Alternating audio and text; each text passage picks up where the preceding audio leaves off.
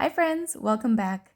Today we are continuing reading James Herriot's Treasury for Children stories. The Christmas Day Kitten. Illustrations by Ruth Brown.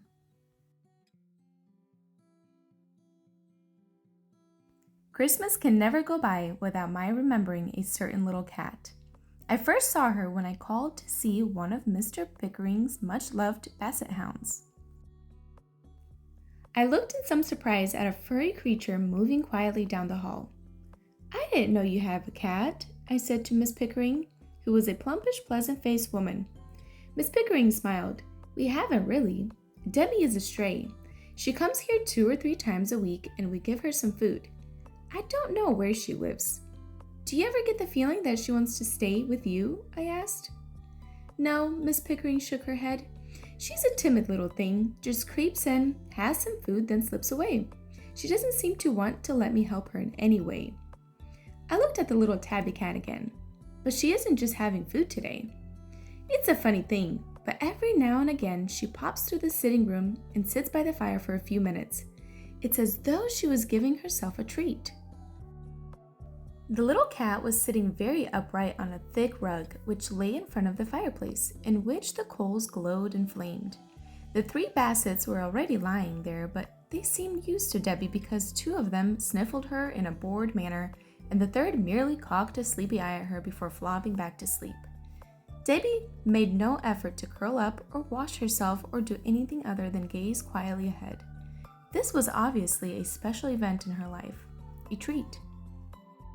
Then, suddenly, she turned and crept from the room without a sound and was gone. "That's just the way it is with Debbie," said Miss Pickering, laughing. "She never stays more than 10 minutes or so. Then she's off." I often visited the Pickering home and I always looked out for the little cat. On one occasion, I spotted her nibbling daintily from a saucer in the kitchen door. As I watched, she turned and almost floated on light footsteps into the hall, then through the sitting room. Debbie settled herself in the middle of the pile of basset hounds in her usual way, upright, still, and gazing into the glowing fire. This time, I tried to make friends with her, but she leaned away as I stretched out my hand. However, I talked to her softly and I managed to stroke her cheek with one finger. Then it was time for her to go, and once outside the house, she jumped up on the stone wall and down the other side. The last I saw was the little tabby figure flitting away across the grassy field. "I wonder where she goes," I murmured. "That's something we've never been able to find out," said Miss Pickering. It was 3 months later that I next heard from Miss Pickering, and it happened to be on Christmas morning. "I'm so sorry to bother you today of all days," said Miss Pickering apologetically. "Don't worry at all," I said. "Which of the dogs needs attention?" "It's not the dogs. It's Debbie. She's come to the house and there's something very wrong. Please come quickly." I drove through the empty market square. The snow was thick on the road and on the roofs of the surrounding houses. The shops were closed, but the pretty colored lights of the Christmas trees winked in the windows. Miss Pickering's house was beautifully decorated with tinsel and holly, and the rich smell of turkey and sage and onion stuffing wafted from the kitchen. But she had a very worried look on her face as she led me through the sitting room. Debbie was there, but she wasn't sitting upright in her usual position. She was lying quite still, and huddled close to her lay a tiny kitten. I looked down in amazement. "What have we got here?"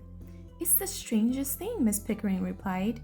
"I haven't seen her for several weeks, and then she came in about 2 hours ago, staggered into the kitchen, and she was carrying the kitten in her mouth. She brought it in here and laid it on the rug. Almost immediately, I could see that she wasn't well. Then she laid down like this, and she hasn't moved since." I knelt on the rug and passed my hand over Debbie's body, which Miss Pickering had placed on a piece of sheet. She was very, very thin and her coat was dirty. I knew that she didn't have long to live. "Is she ill, Mr. Herriot?" asked Miss Pickering in a trembling voice. Yes, I'm afraid so. But I don't think that she is in any pain." Miss Pickering looked at me and I saw that there were tears in her eyes. Then she knelt beside Debbie and stroked the cat's head while the tears fell on the dirty fur. "Oh, the poor little thing. I should have done more for her." I spoke gently. "Nobody could have done more than you. Nobody could have been kinder. And see, she has brought her kitten to you, hasn't she? Yes, you are right, she has. Miss Pickering reached out and lifted up the tiny, bed-ragged kitten. Isn't it strange? Debbie knew she was dying, so she brought her kitten here, and on Christmas Day. I bent down and put my hand on Debbie's heart. There was no beat. I'm afraid she has died. I lifted the feather-light body, wrapped it in a piece of sheet, and took it out to the car. When I came back, Miss Pickering was still stroking the kitten. The tears had dried, and she was bright-eyed as she looked at me. I've never had a cat before, she said. I smiled. Well, it looks as though you've got one now. And she certainly had.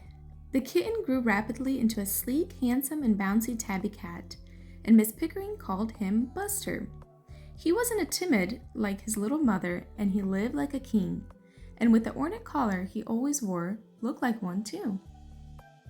I watched him grow up with delight, but the occasion that always stays in my mind was the following Christmas Day, a year after his arrival. I was on my way home after visiting a farmer with a sick cow, and I was looking forward to my Christmas dinner. Miss Pickering was at her front door when I passed her house, and I heard her call out, "Merry Christmas, Mr. Herriot! Come in and have a drink to warm you up." I had a little time to spare, so I stopped the car and went in.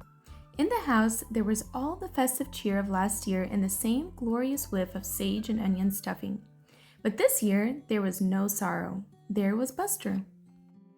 He was darting up to each of the basset hounds in turn, ears prickled, eyes twinkling, dabbing a paw at them, and then streaking away.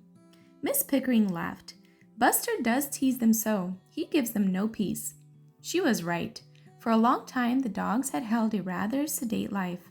Gentle walks with their mistress, plenty of good food, and long snoring sessions on the rugs and armchairs. Then Buster arrived. He was now dancing up to the youngest dog, head on one side, asking him to play. When he started boxing with both paws, it was too much for the basset, who rolled over with the cat in a wrestling game. "Come into the garden," said Miss Pickering. "I want to show you something." She lifted a hard rubber ball from the sideboard, and we went outside. She threw the ball across the lawn, and Buster bounded after it in the frosty grass, his tabby coat gleaming in the sun. He seized the ball in his mouth, brought it back to his mistress, and dropped it at her feet and waited. Miss Pickering threw it again and again. Buster brought it back. I gasped, "A retriever cat!" The Bassets looked on unimpressed. Nothing would ever make them chase a ball. But Buster did it again and again, as though he would never tire of it. Miss Pickering turned to me.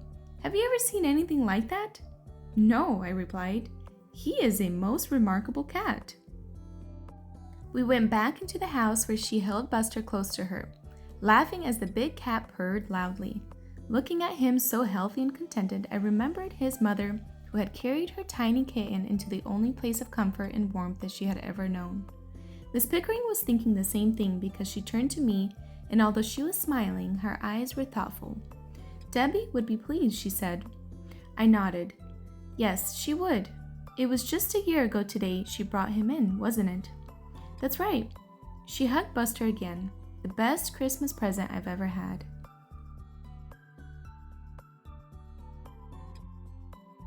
Hey there, friends! Thank you so much for joining us today. I hope you enjoyed this wonderful story by James Herriot. Please make sure to give us a big like and subscribe, and press that bell button so that you don't miss out on any stories to come. Thank you and have a blessed day.